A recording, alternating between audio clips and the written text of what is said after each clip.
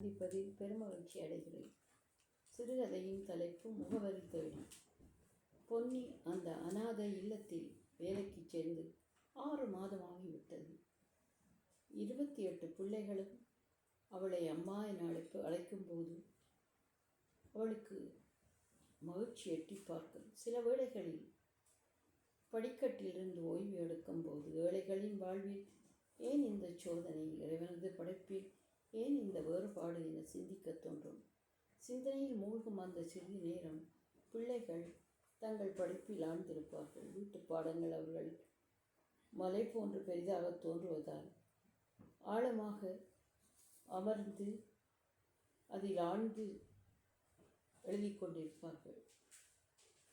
அவளும் அந்த வேளை பார்த்து ஓய்வெடுப்பாள். அவள் வெளியே போக விரும்புவதில்லை. அவ்வப்போது டாக்டர் ரவி அந்த பிள்ளைகளை செக் பண்ணும்போது பொன்னியையும் பரிசோதிப்பார். டாக்டர் ரவி அனாதை இல்ல குழந்தைகளுக்கென்று மதர் லில்லியால் நியமிக்கப்பட்டவர். அவருக்கு அந்த சுற்றுப்புறத்தில் நடக்கும் நிகழ்வுகள் யாவும் தெரியும். செல்லும்போது அழகாக தெரியும் ரோசியிடம் புதிதாக வேலைக்கு சேர்ந்த பெண்ணா என்று கேட்க, ஆமாம், ரொம்ப பாசம் எங்களோடு என கூறி சிரித்தார். அந்த சிரிப்பில் தென்படும் ஆனந்தம் ரவியின் மனதின் ஒரு மூலையில் நடந்த சம்பவத்தை அசை போட்டது. ஒரு நள்ளிரவில் தன்னுடைய கிளினிக்கு பொன்னி பிரசவத்திற்கு வந்ததும் பெண் குழந்தை பிறந்து மயக்கமாக கிடக்கும் போது அவளது தாய் குழந்தையை கொண்டு வெளியே சென்றதும் தெரிந்த விடயம். கண் விழித்த பொன்னி குழந்தையை தேடி அழுது ஆர்ப்பாட்டம் செய்ததும் அறிந்ததே. மருந்துக்கு வரும் கனகம் டாக்டரிடம், நம்ம வறுமைக்கு முன் இந்த குழந்தை எல்லாம் அவசியமா? நாம் உழைத்தால் தான் வயிற்றை நிரப்ப முடியும் என்ற நிலை நமக்கு. அதுதான் மதரின் தொட்டிலில் போட்டேன். மனசு கேட்கவில்லை. மரத்தின் பின்னே மறைந்து பார்த்தபோது மதர் வாரி அணைத்து உள்ளே கொண்டு சென்றார் என கலக்கமாக கூறியது. டாக்டர் ரவி பெருமூச்சு விட்டார். ரோசி படிப்பில் நல்ல மதிப்பெண்களை வாங்கி 10ஆம் ஆண்டை முடித்த பின்னர் அவளது புத்தி கூர்மையை கண்ட மதர் தொழில்நுட்பத் துறையில் படிக்க விட்டார். 2 வருடங்கள் பூர்த்தியாகி பரீட்சை எழுதினார் ரோசி. அந்த மாநிலத்திலேயே முதலிடத்தில் வந்து வெற்றி கனியை அள்ளி கொடுத்தார் மதருக்கு. நிச்சயம் வெளிநாடு அழைக்கும் என்பதை அவர் அறிவார். அன்றிரவு குழந்தைகளை அழைத்து ஒன்று கூடலில் எல்லோரும் ரோசி அக்கா மாதிரி நன்கு படிக்க வேண்டும் என்று அறிவுரை கூறிய போது பிள்ளைகள் கைதட்டி ஆரவாரம் செய்தனர். இப்போதெல்லாம் ரோசிக்கு தனது பெற்றோர் யாராக இருக்க முடியும் என சிந்திக்க தொடங்கினார். டாக்டரிடம் கூட ஒரு நாள் வெளிப்படையாக கேட்டபோது சிரித்து மழுப்பிவிட்டு அவ்விடத்தை விட்டு அகன்றார். தன் நெஞ்சில் இருக்கும் அந்த கவலையை அவள் மட்டுமே அறிவாள்.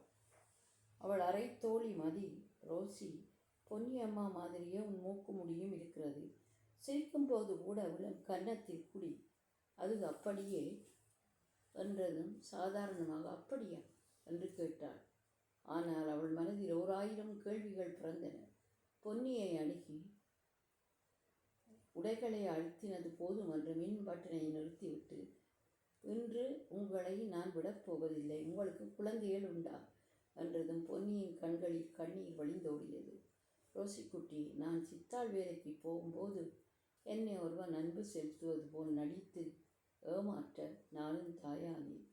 குழந்தை பெண்ணாக பிறந்ததனால் வறுமையில் நானும் இருந்தமையால் இது எதற்கென என் தாயார் தூக்கிச் சென்று அநாதை இல்லத்தில் உள்ள தொட்டிலில் போட்டார். என்ன நடக்கிறது என்பது எனக்கு இதுவரை தெரியாது. வழிந்த கண்ணீரை கண்டு ரோசிக்கும் கண்கள் கலங்கியது. உங்களை ஏமாற்றிய அந்த மடையன் யார்? அவன் வேறு யாரும் இல்லை, நமது இல்லத்தில் வாட்சராக பணிபுரியும் அசோக் தான். முதுமையில் நானே முதலில் அடையாளம் கண்டு கொள்ளவில்லை. மதரும் இங்கேயே தங்கு என்ற பின் வெளியே செல்ல எனக்கு தேவையும் இருக்கவில்லை என்றாள். ரோசி சிரித்தபடியே தன் அறைக்குள் ஓடினாள். மறுநாள் மதர் நெருங்கி ரோசியிடம், உனக்கு அமெரிக்கா செல்ல வாய்ப்பு கிடைத்துள்ளது.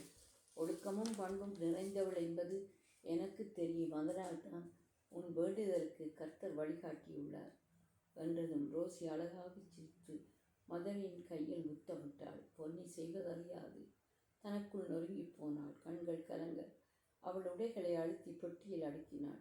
புதிதாக வந்த ஆடைகள் பல. வெளிநாடென்றால் சும்மாவா? மதர் நிறையவே அவளுக்கு செலவு செய்தார். டாக்டர் ரவியும் மறுநாள் விமான நிலையத்துக்கு வந்து சேர்ந்தார். எல்லோரிடமும் விடைபெற்றாள் ரோசி. இறுதியாக மதரிடம் வந்தவள், இவர்கள் நன்கு படிக்க நான் நிறைய உழைத்து பணம் அனுப்புவேன். மதர், எனக்காக ஒரு வாக்குறுதி தர வேண்டாம். ரோசி புறப்படும் வேளையில் என்ன குழப்பம் என்று சிரித்து கொண்டே கேட்க அவள் தன் பெற்றோரை கூறினாள். திருதிருவென விழித்த மதர் புரியாமல் டாக்டர் ரவியை பார்க்க அவரும் சொல்வது சரி என தலையசைத்தார். அவர்களை நான் வரும் வரையில் இங்கேயே வேலையில் இருக்க விடுங்கள். வேலையை நிரந்தரமாக்குங்கள். நான் வரும்போது இங்கிருந்தால் எனக்கு நிம்மதி என்று கண்கலங்க கூற ரோசிக்குட்டி, அப்படியே செய்கிறேன், நீ கவலையின்றி புறப்படு என்று சிரித்தார். விமானம் புறப்பட்டு வானில் சிறு புள்ளியாக தெரிந்தபோது எல்லோரும் அன்பை பொழியும் ரோசி மீண்டும் வர 4 வருடங்கள் ஆகும் என்ற கவலையில் பொன்னியின் கண்கள் மேலே பார்க்க கண்கள் கலங்கி கொண்டே இருந்தன. யாவும் கற்பனை. சத்யா, சிவா.